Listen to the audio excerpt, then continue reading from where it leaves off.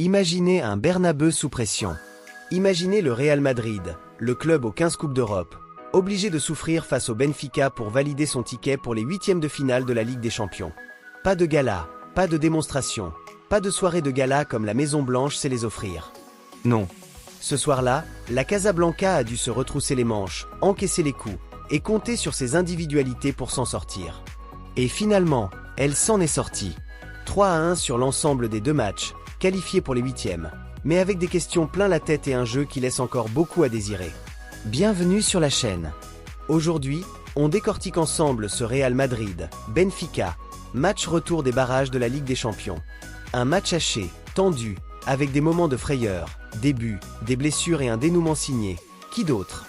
Vinicius Junior. Restez bien jusqu'à la fin, parce qu'on va tout analyser.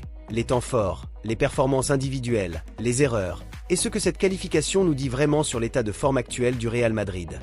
Avant même de rentrer dans le vif du sujet, il faut rappeler le contexte.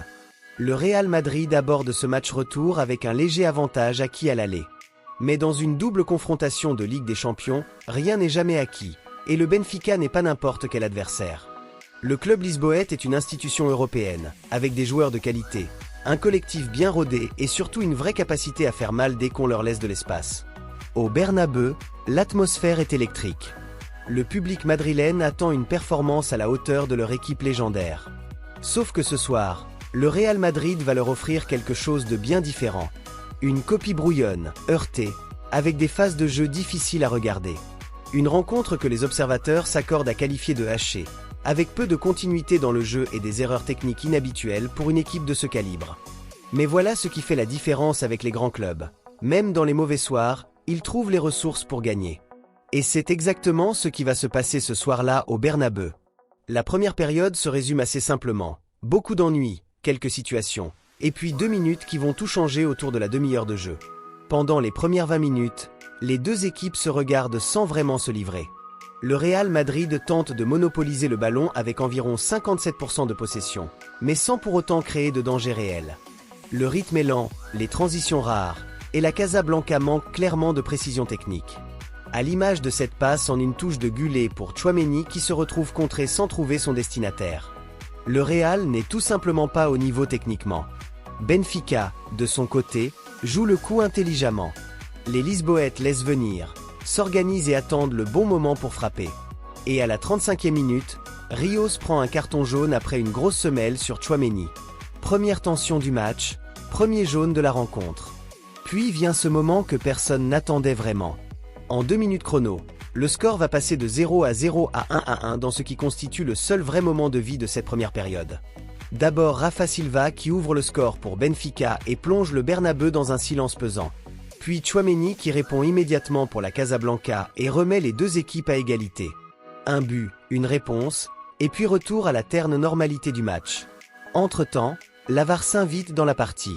Le Real Madrid croit avoir pris l'avantage par Gullet, mais M. Vinci annule le but pour un hors-jeu infime de Garcia. Le Bernabeu grogne, mais l'arbitre a raison. On reste à 1-1 et les deux équipes rentrent au vestiaire dos à dos, dans ce qui est globalement un résultat qui convient à la Casablanca, virtuellement qualifiée grâce à son avantage de l'aller. L'arrêt de Courtois à la 39e minute mérite également d'être souligné. Le portier belge, en véritable mur, sort une parade magistrale sur la frappe sèche de Rios. Sans ce geste du gardien, Benfica aurait pu repartir au vestiaire avec l'avantage. On l'oublie parfois, mais Courtois, quand il est en forme, reste l'un des meilleurs gardiens du monde. La deuxième période reprend avec les mêmes intentions des deux côtés. Le Real Madrid tente de contrôler, Benfica cherche à déstabiliser. Et très vite, la rencontre va prendre un tournant dramatique, mais pas uniquement sur le plan footballistique. À la 53e minute, Alexander-Arnold se distingue sur corner avec un service sortant que trouve la tête d'Asensio. La tête de l'Espagnol passe de peu au-dessus. Le Real est dangereux par séquence, mais ne parvient pas à confirmer. À la 56e minute, Alexander-Arnold frôle lui-même le cadre en signant une feinte de frappe élégante avant de partir côté fermé. Son tir croisé du droit lèche le poteau gauche de Trubin. Quel geste technique! L'Anglais est clairement l'un des hommes du match côté madrilène ce soir. À la 60e minute, c'est Benfica qui se procure une énorme opportunité. Rafa Silva, servi par Pavlidi, se retrouve à 20 mètres plein axe et délivre un extérieur du pied droit soyeux, qui vient percuter la barre de Courtois. Le Bernabeu retient son souffle. La Casablanca frôle la catastrophe. Puis vient le moment le plus dramatique de la rencontre. À la 74e minute, Asensio est victime d'un énorme choc avec Camavinga dans les airs. L'Espagnol s'effondre, totalement KO, immobile sur le dos. Le staff médical entre immédiatement en action. Le jeu est arrêté pendant plusieurs longues minutes au Bernabeu. Une ovation du public accompagne sa sortie sur civière. Un moment de grande émotion dans le stade, qui suspend temporairement tous les enjeux sportifs. On espère évidemment que la blessure ne soit pas trop grave pour le jeune Espagnol. La sortie d'Asensio entraîne un double changement pour Arbeloa. Entre Alaba et le très prometteur Mastantuono en lieu et place d'Asensio et Camavinga. Une décision qui va s'avérer décisive dans les dernières minutes. À la 67e minute, Valverde avait déjà failli faire la décision sur cette sublime ouverture d'Alexander-Arnold, le lançant dans la profondeur. Mais le retour salvateur de Dedic avait privé l'Uruguayen d'une occasion en or. Valverde, dont la soirée est globalement bonne, n'en revient pas.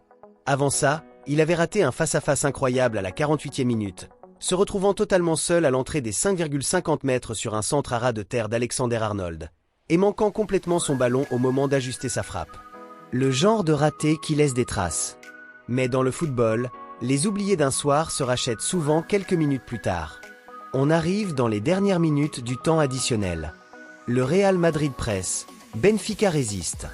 La qualification est proche mais pas encore actée. Il faut ce but, ce moment de classe qui va tout verrouiller. Et c'est là que Vinicius Junior entre définitivement dans la soirée. Lancé parfaitement dans la profondeur par Valverde, le Brésilien se retrouve en position idéale. Pas le temps de réfléchir, pas le temps de douter. Vinicius signe alors une finition d'exception, distillant une frappe croisée petit filet opposé qui ne laisse aucune chance à Trubin. 2-1, le Bernabeu explose. La qualification est là, actée, confirmée par ce moment de pur génie brésilien.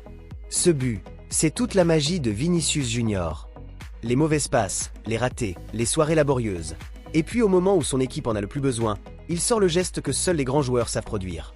Cette frappe croisée petit filet, c'est la signature d'un joueur qui, quand il est dans la bonne disposition d'esprit, peut changer le destin d'un match en une fraction de seconde.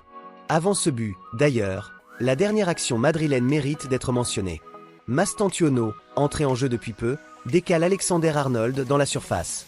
L'Anglais signe un centre en première intention, contré, corner pour le Real. C'est ce mouvement qui précède immédiatement le but de Vinicius.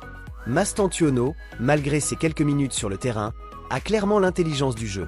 Un talent à surveiller.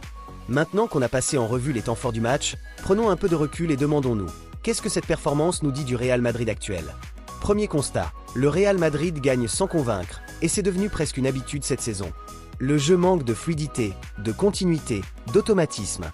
Les erreurs techniques se multiplient, les occasions franches sont rares et souvent gâchées. Valverde qui manque son face-à-face, le but annulé de Gullet, les sorties de route en touche. Ce n'est pas le Real Madrid de ces grandes heures européennes. Deuxième constat, les individualités sauvent la mise. Courtois avec ses arrêts décisifs. Alexander-Arnold qui apporte une dimension créative indéniable sur son côté. Tchouaméni qui gratte des ballons, monte le terrain et marque au bon moment. Et bien sûr Vinicius, l'étincelle brésilienne qui transforme l'ordinaire en extraordinaire d'un geste de classe. Sans ces joueurs-là, le Real Madrid n'aurait peut-être pas passé ce tour. Troisième constat, la blessure d'Asensio est une vraie mauvaise nouvelle. Le jeune Espagnol était l'une des belles surprises de la saison madrilène, et sa sortie sur civière assombrit forcément la soirée de qualification. On espère qu'il pourra revenir rapidement. Quatrième constat, le prochain tour s'annonce périlleux. Que ce soit Manchester City ou le Sporting, la tâche sera plus compliquée encore. Manchester City, même dans une période de transition, reste un adversaire redoutable avec des joueurs de classe mondiale. Et le Sporting, porté par son élan positif en Ligue des Champions cette saison, serait une surprise capable de tout. Le Real Madrid devra élever son niveau de jeu s'il veut aller loin dans la compétition. Mais voilà ce qui fait la grandeur des grands clubs. Ils progressent par élimination, match après match, et trouvent souvent leur meilleur niveau au moment où ça compte vraiment. Et avec des joueurs comme Vinicius, Mbappé absent ce soir, Bellingham ou encore Valverde dans leur rang, le Real Madrid a clairement les armes pour aller très loin. Voilà, vous savez tout sur ce Real Madrid, Benfica. Un match qui ne restera pas dans les annales du football européen pour sa beauté, mais qui illustre parfaitement ce que c'est qu'être un grand club en Ligue des Champions. Trouver les ressources dans les moments difficiles, compter sur ses leaders quand le collectif est en souffrance, et valider l'essentiel quand il le faut. Le Real Madrid est en 8e de finale. La route est encore longue, et les défis qui attendent la Casablanca sont immenses. Mais une chose est sûre, avec Vinicius dans cet état d'esprit, avec Courtois dans les cages, et avec la magie du Bernabeu derrière eux, on n'est jamais vraiment sûr de ce qui peut se passer. Si cette analyse vous a plu, n'oubliez pas de laisser un pouce bleu sous la vidéo, ça aide vraiment la chaîne à grandir. Abonnez-vous si ce n'est pas encore fait pour ne rater aucune analyse des grands matchs de Ligue des Champions. Et dites-moi dans les commentaires, vous pensez que le Real Madrid peut aller jusqu'en finale cette saison? Ou bien est-ce que ce niveau de jeu trop irrégulier va finir par le rattraper? La discussion est ouverte. À très vite pour la suite de l'aventure européenne.